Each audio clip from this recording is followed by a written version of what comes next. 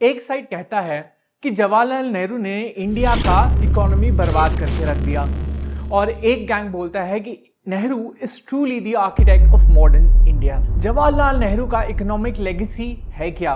क्या सिर्फ नेहरू का लेगेसी लाइसेंस राज ही है? यह सब प्रोपेगेंडा वाली बातें तो ठीक है, हम में से कितनों को एक्चुअली पता है कि नेहरू का इकोनॉमिक पॉलिसी था क्या? उस टाइम पे इंडिया का हालत क्या था? उस टाइम पे दुनिया भर में क्या चल रहा था? क्या आपको लगता नहीं है कि नेहरू का रिपोर्ट कार्ड निकालने से पहले ये सब चीजें हमें पता होनी चाहिए? तो लेट्स बिगिन। 1947 में जब नेहरू को इंडिया सौंपा गया टू लीड, तो India was a country in ruins. It was hopelessly poor, कोई इंडस्ट्रियलाइजेशन नहीं।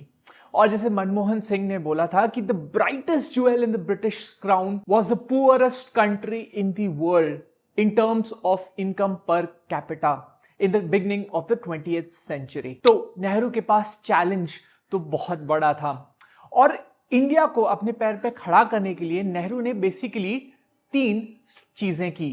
पहला इंडस्ट्रियलाइजेशन, दूसरा सेल्फ रिलायंस और तीसरा सोशल जस्टिस। पर क्या नेहरू का ये जो विजन था, ये ड्रीम था, वो रियलिटी में चेंज हुआ या it only paved way for challenges in the future? Let's find out. अब कई लोग कहते हैं कि नेहरू ने रशिया के इन्फ्लुएंस में आकर इंडियन इकोनॉमी को बर्बाद कर दिया। पर अगर मैं आपसे पूछूं कि ये था क्या इन्फ्लुएंस और क्यों इन्फ्लुएंस है, क्या आपको पता है? 1930s में पूरा वेस्टर्न वर्ल्ड, अमेरिका, यूरोप जूझ रहा था इकोनॉमिक डिप्रेशन से। एक ऐसा डिप्रेशन जो 1929 से स्टार्ट होके एक डेकेड तक चला।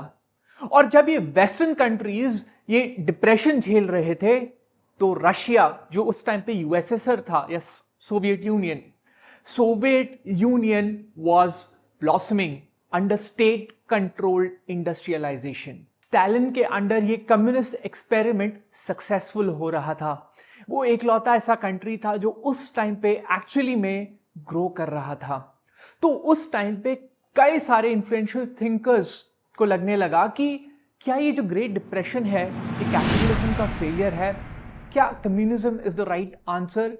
यस, एक ऐसा टाइम था वो जब इवन कैपिटलिज्म एक फेल्ड आइडिया की तरह देखा जाने लगा और सोशलिज्म के पास सक्सेसफुल एग्जाम्पल्स थे। और जब बहुत सारे थिंकर्स इस चीज से इन्फ्लुएंस हो रहे थे, उनमें से जवाहरलाल नेहरू भी थे।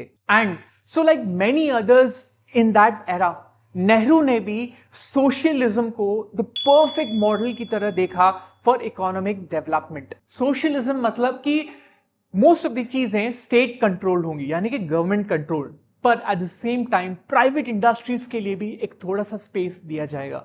But at the same time USSR में कम्युनिज्म के नाम पे जो ऑपरेशन होता था, यानी कि गवर्नमेंट के अगेंस्ट अगर आप आवाज उठाओगे तो आपके अगेंस्ट गवर्नमेंट स्ट्रिक्ट और स्ट्रिंजेंट एक्शन ले रहा था यूएसएसआर में, उस चीज से भी वाकिफ थे नेहरू। 1997 में नेहरूवियन इंडिया के ऊपर पब्लिश किया गया किताब द आइडिया ऑफ इंडिया में ऑथर सुनील खिलनानी बोलते हैं, as quoted by this mint article, कि नेहरू का आइडियोलॉजी था कि जो ये सिविल सर्वेंट्स हैं ना, जो बाबूज हैं, उनसे कंट्रोल हटकर इकोनॉमिस्ट्स और साइंटिस्ट्स का ज्यादा चलना चाहिए। Not a bad idea, right? Should India and IAS? इस पे मैंने एक एलैबोरेट वीडियो भी बनाया, by the way. Info card पे क्लिक कर दीजिए या डिस्क्रिप्शन में इसका लिंक भी मैंने दिया हुआ है। Anyways, back to the topic. तो नेहरू का ये जो सोशलिज्म बेस्ड इकोनॉमिक मॉडल था, क्या वो सक्सेसफुल रहा या इंडिया हैड टू पे हेवीली फॉर दैट? 1948 के इंडस्ट्रियल पॉलिसी में नेहरू ने अपना ओपिनियन साफ कर दिया। इस इंडस्ट्रियल पॉलिसी ने ये डिक्लेयर कर दिया कि इंडिया एक मिक्स्ड इकोनॉमी है। मिक्स्ड इकोनॉमी मतलब एक ऐसा इकोनॉमी जिसमें प्राइवेट और पब्लिक दोनों को एग्जिस्ट कर सकते हैं। और ये देखा जाए तो बहुत ही एक इंटरेस्टिंग एस्पेक्ट था, क्योंकि उस टाइम पे गांधीयन फिलॉसफी को फॉलो करने वाले बहुत लोग थे और ये मिक्स्ड इकोनॉमी का कॉन्सेप्ट उसके काफी अगेंस्ट था। कैसे? गांधीयन फिलॉसफी स्ट्रेस करता था इंडिविजुअलिज्म पे, मतलब आप खुद ही मेहनत करो, खुद आगे बढ़ो। जबकि नेहरू बिलीव करते थे स्टेट इंटरवेंशन में। मतलब वो मानते थे कि अगर लोगों को अपलिफ्ट करना है तो गवर्नमेंट का इंटरवेंशन बहुत जरूरी है। जहां पे गांधीयन फिलोसोफर्स होम प्रोडक्शन में बिलीव करते थे, वहीं पे नेहरू बिलीव करते थे कि जो हेवी इंडस्ट्रीज है, आयरन, स्टील, कोल, उसका ग्रोथ बहुत जरूरी है। ये ध्यान दीजिए कि इस टाइम पे नेहरू को ऐसे कई रेजिस्टेंसेस तो मिलने लगे, but he was pretty firm in his belief. और उनके इस फर्म बिलीफ के पीछे एक कोर प्रिंसिपल था, और वो प्रिंसिपल था सेल्फ रिलायंस, जो आजकल हम आत्मनिर्भर भारत के नाम से जानते हैं। एग्जैक्टली वही कॉन्सेप्ट था, आजकल सिर्फ ब्रांडिंग अलग है। अब कई थ्योरीज हैं कि नेहरू को ये सेल्फ रिलायंस का इतना इंपॉर्टेंस क्यों लगता था। कई लोग कहते हैं कि ईस्ट इंडिया कंपनी, जो एक ट्रेडिंग कंपनी था, जिस तरीके से इंडिया में आया और जो भी हुआ उसका इंपैक्ट हो सकता है, या हो सकता है कि द ग्रेट डिप्रेशन के वक्त जैसे अमेरिका से स्टार्ट होके ये डिप्रेशन का इंपैक्ट पूरे यूरोप में फैला, उससे भी नेहरू का थॉट्स इन्फ्लुएंस हुआ। इसीलिए नेहरू ये सेल्फ रिलायंस पे बहुत स्ट्रांगली बिलीव करते थे। और इसीलिए बोला जाता है कि ये जो आजकल आत्मनिर्भर भारत का ब्रांडिंग चल रहा है, उसके ओरिजिनल चैंपियन तो जवाहरलाल नेहरू थे। ये जो मिक्स्ड इकोनॉमी था ना, नेहरू ने उसमें ये इंडस्ट्रीज को बेसिकली 4 कैटेगरीज में डिवाइड किया। पहला, स्ट्रेटेजिक इंडस्ट्रीज जैसे एटॉमिक एनर्जी, रेल, डिफेंस, ऐसे इंडस्ट्रीज में कंप्लीट गवर्नमेंट कंट्रोल होगा। बाकी कुछ बेसिक इंडस्ट्रीज आइडेंटिफाई किए गए जैसे कोल, आयरन एंड स्टील, जिसमें भी मेजरली गवर्नमेंट ही बिजनेस करेगा। पर अगर कोई प्राइवेट इंडस्ट्री ऑलरेडी एस्टैब्लिश्ड है तो उन बिजनेसेस को अलाउ किया जाएगा टू कंटिन्यू द बिजनेस। उसके अलावा कुछ इंपॉर्टेंट इंडस्ट्रीज आइडेंटिफाई किए गए जिसमें प्राइवेट इंडस्ट्रीज काम कर तो सकती हैं, but under a lot of government control. और जितने इंडस्ट्रीज बच गए उसमें प्राइवेट कंपनीज बिजनेस कर सकते हैं। तो ये सब मॉडल में अगर आप ध्यान दोगे तो नेहरू ने गवर्नमेंट को ना सिर्फ एक कंट्रोलिंग ऑथोरिटी की तरह देखा, बट एक एंटरप्रेन्योर की तरह देखा। और ये जो आजकल पूछा जाता है ना कि should government be in the business of business, Nehru के हिसाब से the answer was a clear, straight forward yes. और उस टाइम पे दुनिया में ये थॉट भी काफी प्रेवलेंट था। 1930s में जब कम्युनिस्ट एक्सपेरिमेंट सक्सेसफुल हो रहा था तो कई वेस्टर्न कंट्रीज ने भी ये सोचना स्टार्ट कर दिया कि क्या यही सही मॉडल है, क्या हमको भी अपनी इकोनॉमी में ज्यादा गवर्नमेंट कंट्रोल लाना चाहिए। So that thought process was the norm of the day. और ब्रिटेन में चल रहे सोशलिस्ट इकोनॉमिक मॉडल से भी नेहरू काफी इन्फ्लुएंस थे। बट ये सब के बाद एक बहुत बड़ा क्रिटिसिज्म होता है नेहरू के मॉडल का कि नेहरू ने ये जो हेवी इंडस्ट्रीज पे फोकस किया, iron, coal, steel, aircraft manufacturing, instead of focusing on consumer goods, क्या ये सही अप्रोच था? क्या ये जो हेवी इंडस्ट्रीज पे फोकस करने के चक्कर में इंडिया ने एक्चुअली सफर किया? इस पे थोड़ी देर में आता हूं। नेहरू जब रशिया से इंप्रेस हो रहे थे और सोवियत यूनियन से इंप्रेस हो रहे थे उनके कम्युनिस्ट मॉडल से या स्टेट कंट्रोल मॉडल से, तो वो ब्लाइंडली नहीं फॉलो कर रहे थे। उन्होंने एनालाइज किया कि ये सक्सेस है क्यों, and one of the answers that he found out was economic planning. और इसलिए यूएसएसआर से इंस्पायर होकर नेहरू ने एस्टैब्लिश किया द प्लानिंग कमीशन 1915 में। और ये प्लानिंग कमीशन कंसिडर किया जाता है one of his biggest contributions to India's economic strategy. And again जो गांधीयन फिलॉसफी के फॉलोअर्स थे वो भी इसके अगेंस्ट थे, क्योंकि ये जो 5 ईयर प्लान था ना, उनके हिसाब से this was imposition of state policies on the economy. उनको ऐसा लगता था क्योंकि वो लोग ज्यादा ये विलेज सेल्फ सफिशिएंसी पे फोकस करना चाहते थे। But again Nehru was pretty firm in his belief. इसके अलावा जैसे मैंने बताया था कि Nehru's focus was in self reliance, तो उस टाइम पे इंडिया का एग्रीकल्चरल आउटपुट काफी कम था, जिसके वजह से हमें कई फूड ग्रेन्स इंपोर्ट भी करने पड़ते थे, and Nehru was not happy with that. इसलिए जो पहला 5 ईयर प्लान निकला 1951 में, उस प्लान में इरिगेशन और एग्रीकल्चर पे भर भर के फोकस डाला गया, and actually India reaped benefits of that. जहां पे वो 2.1% इकोनॉमिक ग्रोथ टारगेट कर रहे थे, इंडिया 3% प्लस से ग्रो करने लगा था।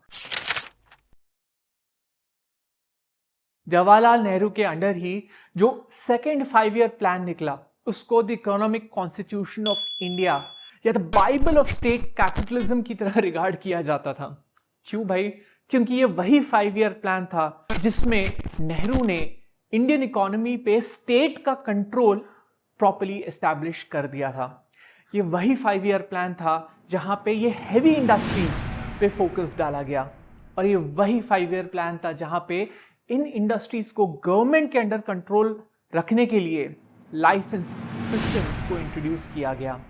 अगर आपको नया बिजनेस डालना है तो गवर्नमेंट का लाइसेंस चाहिए, अगर आपको बिजनेस एक्सपैंड ही करना है तब भी आपको गवर्नमेंट का लाइसेंस चाहिए, अगर आपको नया प्रोडक्ट लाइन लॉन्च करना है तो गवर्नमेंट का लाइसेंस चाहिए। हर एक स्टेप में गवर्नमेंट का लाइसेंस चाहिए था, and this was license raj. But before criticizing the license raj system, एक बार समझ लेते हैं कि इसका थॉट प्रोसेस क्या था, राइट? पहला, Soviet unions success of state sponsored industrialization. जैसे मैंने बताया 1930s में जब बाकी दुनिया स्ट्रगल कर रही थी तो सोवियत यूनियन का जो स्टेट कंट्रोल इंडस्ट्रियलाइजेशन था वो सक्सेसफुल था। So at that point of time it was being seen as a successful economic model. दूसरा, Atmanirbhar Bharat. Yes, again self reliance. Nehru सोचते थे कि ये जो स्ट्रैटेजिक इंडस्ट्रीज हैं इन पे अगर गवर्नमेंट कंट्रोल रहेगा तो फ्यूचर में इंडिया को ऐसी क्रिटिकल चीजों के लिए किसी के सामने हाथ फैलाना नहीं पड़ेगा। तीसरा, मेक इन इंडिया। अब इंडिया के कॉलोनियल हिस्ट्री के वजह से Nehru was quite suspicious of trade, और उनका फोकस था कि इंडिया का खुद का मैन्युफैक्चरिंग डेवलप होना चाहिए, भले ही वो स्टेट कंट्रोल्ड हो, और इसके लिए उनका फोकस था ऑन इंपोर्ट सब्स्टिट्यूशन, यानी कि जो चीजें इंडिया को इंपोर्ट करनी पड़ रही थी वो इंडिया में ही बननी चाहिए, और उन चीजों का कंजम्पशन भी पहले इंडिया में होना चाहिए। इसलिए वो बिल्कुल भी एक्सपोर्ट के अग्रीमेंट में नहीं थे। खैर, ये जो आत्मनिर्भर भारत, मेक इन इंडिया, ये जो टर्म्स हैं, ये जानबूझकर मैं ये मोदी सरकार के दिए गए नामों को यूज कर रहा हूं, क्योंकि ये पॉलिसीज जो है ना एग्जैक्टली सेम पॉलिसीज थे। आजकल बस उनकी ब्रांडिंग अलग हो जाती है, but in essence the policies और द ऑब्जेक्टिव्स बिल्कुल वही थे। अब आप ही देख लीजिए कि इंडिया चाइना के ट्रेड के बीच में क्या चल रहा है। मतलब सिक्योरिटी कंसर्न्स, बिल्कुल भी ट्रस्ट नहीं है, ट्रेड डेफिसिट को मैनेज करने की कोशिश की जा रही है, और तो लैपटॉप, पीसीज जैसी चीजों को इंपोर्ट करने के लिए लाइसेंस का रिक्वायरमेंट भी लगा दिया गया है। I mean quite similar, right? But 1963 में नेहरू का ये जो नो एक्सपोर्ट स्ट्रैटेजी था उसके फ्लॉज को हाईलाइट करने वाला one of the first persons was this young economist Manmohan Singh. And so the big question, was Nehru's economic policies a success? Well, initially yes. 1952 और 65 के बीच में इंडिया अच्छा खासा 4% ग्रो करने लगा। इनफैक्ट ये इंडिया का पहला इकोनॉमिक बूम था, और इंडिया में रैपिड इंडस्ट्रियलाइजेशन होने लगा। ब्रिटिशर्स ने तो इंडिया के इंडस्ट्रीज की एकदम वाटी लगा रखी थी। India had very low fiscal deficit. But अगर लॉन्ग टर्म की बात करें तो Nehruvian economic model wasn't really a big success. In fact, जो लाइसेंसिंग सिस्टम का इम्पैक्ट था वो एग्जैक्टली ऑपोजिट था जो नेहरू ने इमेजिन किया हुआ था।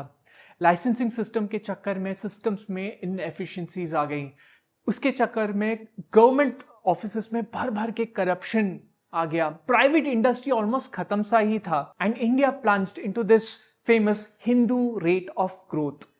The licensing system of Nehru was an ultimate failure. In fact, 1964 मतलब उनके डेथ्स तक ही ये नेहरूवियन मॉडल फेल हो चुका था. एक इनएफिशिएंट इंडस्ट्रियल स्ट्रक्चर, बहुत ज्यादा government regulation in the economy और inability to compete with global products. और उतना ही नहीं, India was at the mercy of this foreign aid givers. और एक आयरनी है क्योंकि this is exactly what Nehru had not wanted for India. Jawaharlal Nehru एक ऐसे इंसान थे जिनको एक बहुत ही कॉम्प्लिकेटेड टास्क दिया गया था, to pull up a massive country out of its ruins. But बोला जाता है कि वो एक ऐसे इंसान थे जो ऑपोजिट ओपिनियंस का रिस्पेक्ट करते थे. इनफैक्ट बोला जाता है कि वो अपने कैबिनेट में ऐसे ही लोगों को सिलेक्ट करते थे जिनका ओपिनियन एकदम डिफरेंट होता था. वो मार्क्सिज्म से इन्फ्लुएंस तो थे. In fact, he was one of those rare people who had actually read Karl Marx का जो ओरिजिनल किताब Das Kapital, but at the same time वो एक्सट्रीम लेफ्ट के फेलियर्स से भी वाकिफ थे और उनके जो इकोनॉमिक थीम्स थे यानी कि सेल्फ रिलायंस, गरीबी हटाना, ये आजकल के पॉलिसीज में भी रिफ्लेक्ट करता है। सो I would say Jawaharlal Nehru, like every other prime minister, had some hits and some misses. आपका क्या ओपिनियन है about Jawaharlal Nehru and his economic policies? Please मेरे को कमेंट्स में बताइए। और हाँ, नरेंद्र मोदी ये जितने भी डेवलप्ड और रिच कंट्रीज हैं उनके अगेंस्ट किस तरह का जस्टिस डिमांड कर रहे हैं रिलेटेड टू क्लाइमेट, ये समझने के लिए मेरा ये वीडियो मत मिस करिए। और हाँ, if you did like this video please like जरूर कर दीजिए and subscribe to this channel. See you letter.